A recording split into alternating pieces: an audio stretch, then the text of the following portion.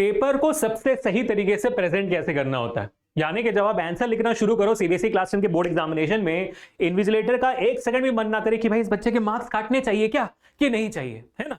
तो आज का बेटा सेशन इस पूरे सवाल के जवाब के बारे में है कि what are the best paper presentation tips. और जब हम पेपर प्रेजेंटेशन की बात करते हैं, मैं कौन होता हूं कुछ बोलने वाला, आप ही लोगों ने लिखा हुआ है पेपर, पिछले सालों में आपके सीनियर्स ने लिखा हुआ है। तो आज हम सीबीएसई के द्वारा जो आपके मॉडल आंसर प्रोवाइड किए जाते हैं, यानी कि जो पिछले साल के टॉपर्स जी ने जैसे लिखा होगा, पेपर टॉपर बने 100/100 आए उनको, है ना, उन्होंने पेपर जैसा लिखा हुआ है, उसी पेपर को एनालाइज करते हुए हम ये जानेंगे कि भाई कौन कौन से अननेसेसरी बेफालतू चीजें यूट्यूब पर चल रही हैं कि ये तो फॉलो करनी चाहिए वरना मार्क्स कट जाएंगे, ये तो बिल्कुल फॉलो ना करो पूरे मार्क्स मिलेंगे। ये बहुत इंपॉर्टेंट है जानना कि एक्चुअली में सच क्या है। तो सीधा पेपर देखते हैं और बेस्ट प्रेजेंटेशन टिप्स मैं वहीं से निकाल कर आपको बताता हूं।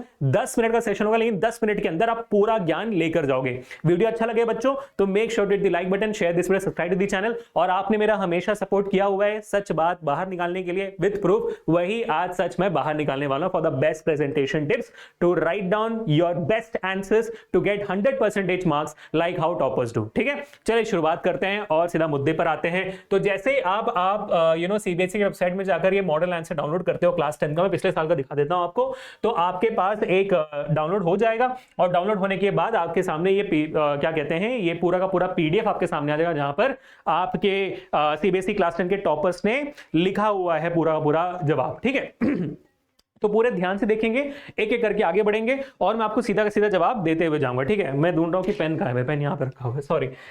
हाँ बच्चों, तो यहां पर पूरे ध्यान से देखो और फोड़ते हैं। ठीक है बेटा, चलो अब शुरू करेंगे सेक्शन ए से। अब सेक्शन ए आप देख सकते हो कि बच्चे ने सेक्शन ए से शुरू किया हुआ है। सबसे पहले मैं बताना चाहूंगा कि ये जो चीज है वो जरूरी नहीं है। क्या जरूरी नहीं है कि सेक्शन ए से ही शुरू करना जरूरी नहीं है। बहुत अफवाहें चल रही है कि भाई सेक्शन ए से शुरू करना, ऑर्डर बाय ऑर्डर लिखना, बिल्कुल भी जरूरत नहीं है। आप चाहो तो सेक्शन ई कर सकते हो, फिर डी, उल्टा भी कर सकते हो, या तो सेक्शन ए फिर सी फिर डी, ये भी कर सकते हो, कोई इशू नहीं है। बट मेक श्योर करिए कि अगर आपने एक सेक्शन शुरू किया हुआ है तो उसी सेक्शन को कंप्लीट करिए, फिर नेक्स्ट सेक्शन शुरू करिए। कोई भी सेक्शन उससे फर्क नहीं पड़ता। ठीक है, जैसे उस बात की क्लैरिटी रखना। बट हां, अगर आप बोलोगे अभिषेक सर ये बताओ कि सबसे अच्छा इंप्रेशन किस बात पे जाएगा इन्विजिलेटर पे जब वो साइन करेंगे, तो वो सबसे बढ़िया इंप्रेशन किस में आएगा। हाँ, सबसे अच्छा इंप्रेशन ये आएगा कि अगर आप ऑर्डर में लिखो। क्यों?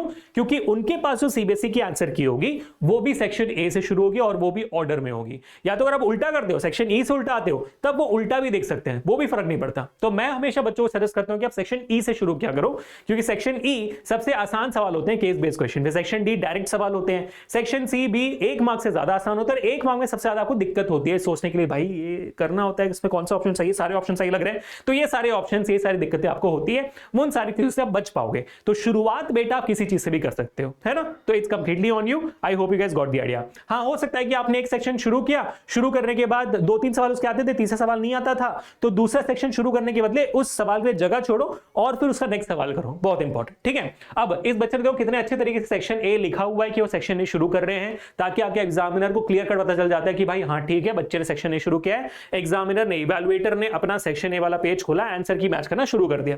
ठीक है, अब देखो इस बच्चे ने एक और बहुत इंटरेस्टिंग चीज की हुई है, उसने राइट साइड में मार्जिन लगाई है बहुत अच्छी स्केल से और लिखा हुआ है कि भाई ये रफ वर्क है और रफ वर्क के लिए सेपरेट जगह बनाई हुई है, डायरेक्टली स्क्रिबल करना शुरू नहीं किया। तो क्यों? क्योंकि जैसे यहां पर रफ लिखा होता है, एक सेपरेट मार्जिन बनी होती है, एज एन इवैल्यूएटर मैं यहां पर देखने नहीं जाऊंगा, मैं देखूंगा इसमें इसके अंदर हुआ भी क्या, क्योंकि बच्चे ने रफ किया है, गंदगी होगी यहां पर, तो इट्स फाइन विथ मी, मैं सिर्फ ये सेक्शन देखूंगा, है ना, जवाब लिखते वक्त। समझ में आ गई बात आपको? चलो अब आगे बढ़ते हैं। तो एक हो गया आपके लिए, यहां से किसी भी सेक्शन से शुरू कर सकते हो, जो सेक्शन शुरू कर रहे हो उसके बारे में आपने लिख दिया, यहाँ पे हेडिंग डाल दी है और यहां पर आपने रफ वर्क के लिए सेपरेट सेक्शन बना दिया है। ठीक है, तो जैसे आपको पेपर मिल जाती है, अब रफ सेक्शन बनाना शुरू कर देना हर पेज में, ताकि आपका पेपर जवाब लिखते वक्त ज्यादा बर्बाद ना हो। ठीक है बेटा, अब आगे बहुत इंपॉर्टेंट, आप देखोगे बच्चे ने सवाल क्वेश्चन नंबर लिखी हुई है, क्वेश्चन नंबर के सामने ऑप्शन लिखा हुआ है और ऑप्शन में जो लिखा है वो भी लिखा हुआ है। बहुत सारे बच्चों का मैंने देखा हुआ है आंसर शीट जिसमें बच्चे जो हैं क्वेश्चन नंबर लिखकर ऑप्शन लिखकर छोड़ देते हैं, उसके अंदर जो लिखा हुआ है वो नहीं लिखते हैं। ये बहुत इंपॉर्टेंट है कि आप उसके अंदर जो लिखा हुआ है वो भी लिखें, बहुत इंपॉर्टेंट, तभी आपका जो एग्जामिनर है, इवैल्यूएटर है, वो सही तरीके से आपको टिक मारते हुए जाते रहेगा। वरना एग्जामिनर को कंफ्यूजन होगा कि भाई बच्चे ने ये तो चूज किया हुआ है लेकिन यहां पर कुछ और लिखा हुआ है, हो सकता है ना, इसी वजह से मेक श्योर करिए कि आपने जो ऑप्शन चूज किया हुआ है वही लिखा भी हुआ वहां पे, ताकि दोनों को क्लैरिटी मिले कि बच्चे ने यही ऑप्शन चूज किया हुआ है। ठीक है, अब आगे बढ़ते हैं और फिर बात करते हैं सेक्शन बी में। सेक्शन बी के जाते हैं, सेक्शन ए के बाद बच्चे ने शायद सेक्शन बी किया होगा। तो ये 10 सवाल हो गए आपके।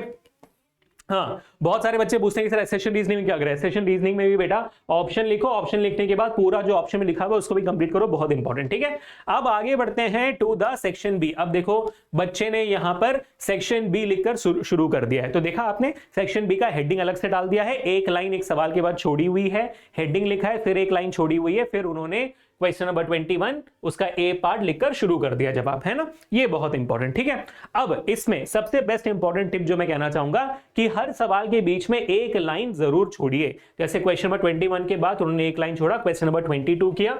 अब आप थोड़ा देखोगे आगे कि क्वेश्चन नंबर 23 आएगा, 23 के बाद उन्होंने एक लाइन छोड़ा, क्वेश्चन नंबर 24 किया।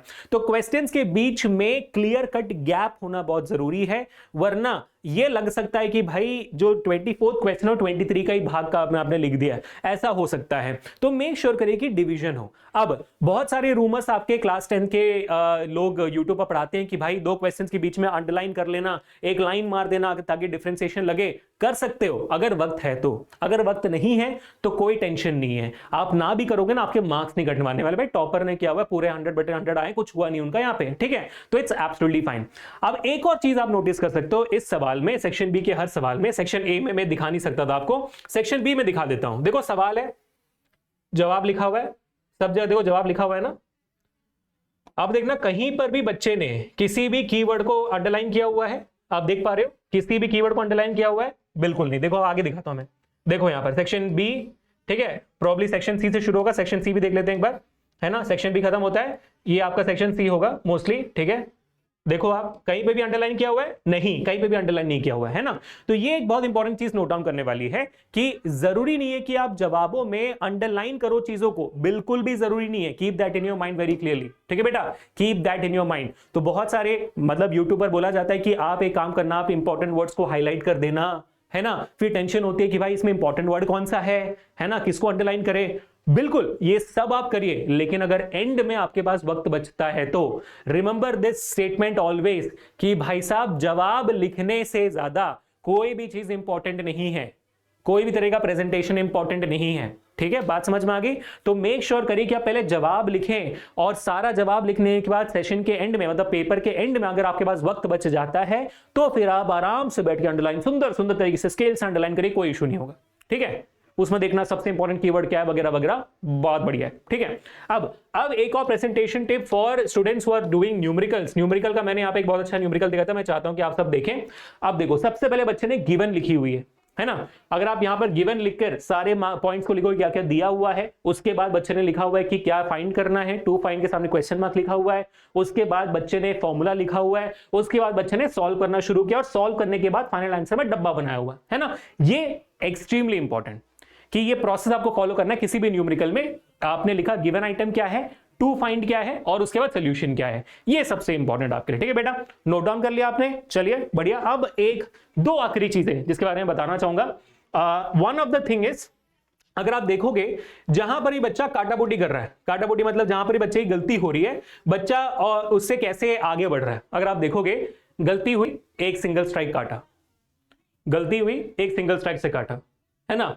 कोई भी स्क्रिबलिंग नहीं करी, यहां पे एक गलती हुई काट दिया, गलती हुई काट दिया, स्क्रिबलिंग कहीं नहीं हुई है। स्क्रिबलिंग का मतलब होता है कुछ लिखा और काट दिया, नहीं ऐसे मत करो, उससे गंदगी फैलती है, साफ नहीं दिखता। ठीक है, तो इट्स इंपॉर्टेंट कि कुछ गलती होगी, पॉसिबल है, प्रेशर का माहौल है तो गलती जरूर होगी, तो उस वक्त प्लीज मेक श्योर कि आप स्क्रिबल ना करें, एक लाइन से काट दे। ठीक है, फिर आप आगे बढ़े, कोई इशू नहीं होगा, कोई मार्क्स नहीं कटेंगे आपके। अब एक आखिरी पॉइंट जो मैं यहां पर बोलना चाहूंगा, जिसके बारे में बहुत सारे बच्चे मुझसे पूछते हैं डाउट की तरह कि सर क्या हैंडराइटिंग इंपॉर्टेंट है, बैड हैंडराइटिंग तो bad marks. The answer to that question is absolutely no. ये है आपके सामने टॉपर का पेपर, क्या इनकी हैंडराइटिंग बहुत खूबसूरत है? May be not. क्या इनकी हैंडराइटिंग बहुत खराब है? नहीं। क्या इनकी हैंडराइटिंग पढ़ने लायक है, मतलब देखकर आप पढ़ पा रहे हो? हाँ, बस वही इंपॉर्टेंट है, आप पढ़ पा रहे हो। The conclusion of experiment is traits are controlled by 2 copies of gene. मैं पढ़ पा रहा हूं ना, बस ये इंपॉर्टेंट है। इवैल्यूएटर अगर आपका जवाब पढ़ पा रहा है काफी है। तो don't make your handwriting super good, don't invest time in that, just make your handwriting legible. पढ़ने लायक अपनी हैंडराइटिंग बनाओ अगर आपकी हैंडराइटिंग खराब है तो इसके आगे मैं कुछ और आपको नहीं कहना चाहता हूं बच्चों। These are the best presentation tips जो मेरे साइड से मैं आपको कहना चाहूंगा विद प्रूफ। मैंने आपको बता दिया कि भाई टॉपर्स आंसर शीट ऐसा है ना। तो I just summarise whatever we discuss right from starting कि आप किसी भी सेक्शन से शुरू कर सकते हो, लेकिन जिस सेक्शन से शुरू कर रहे हो उस सेक्शन के सारे सवालों कंप्लीट करें और उस सेक्शन का हेडिंग सबसे ऊपर जरूर डालें, ठीक है। 1 मार्क के सवालों में क्वेश्चन नंबर लिखिए, ऑप्शन लिखिए और ऑप्शन में जो लिखा हुआ है वो भी लिखिए, ठीक है। उसके बाद अगेन अगर आप कोई भी पॉइंटर लिख रहे हो, जवाब लिख रहे हो, तो मेक श्योर करिए कि आपकी हैंडराइटिंग पढ़ने लायक हो। ऐसा ना हो कि भाई बहुत खूबसूरत लिख दिया, जरूरी नहीं है, ठीक है। अब इसके बाद अगर आप न्यूमेरिकल कर रहे हो तो उसमें 2 गिवन लिखिए, 2 फाइंड लिखिए, उसके बाद सोल्यूशन लिखिए, फॉर्मूला के साथ पूरे मार्क्स मिलेंगे और फाइनल आंसर में कोशिश करिए कि डब्बा डाल दे, ठीक है बेटा। क्लियर हो गया। एक जो पॉइंट मैं आपको अपने साइड से बताना चाहूंगा वो ये है कि मेक श्योर करिए कि जहां जहां पे पॉसिबल हो आंसर्स को पॉइंट बाय पॉइंट लिखिए, बुलेट पॉइंट्स में लिखिए rather than writing down it in a paragraph, क्योंकि किसी भी इवैल्यूएटर के पास पूरा पैराग्राफ पढ़ने का वक्त नहीं मिलता, लेकिन बुलेट पॉइंट्स को आसानी से पढ़ लेते हैं, ठीक है। 6th पॉइंट जो सबसे इंपॉर्टेंट है मेरे हिसाब से, जो आपको स्ट्रिक्टली फॉलो करना चाहिए, हर एक डायग्राम को आपको पेंसिल से ही बनाना है। प्लीज मेक श्योर करके आप पेन से ना बनाएं। फॉर एग्जांपल यहां पर अगर मैं आपको टॉपर के आंसर शीट में दिखा दूं, देखिए आप देखो पूरा डायग्राम यहां पर पेंसिल से बनाया हुआ है ना, पूरा डायग्राम।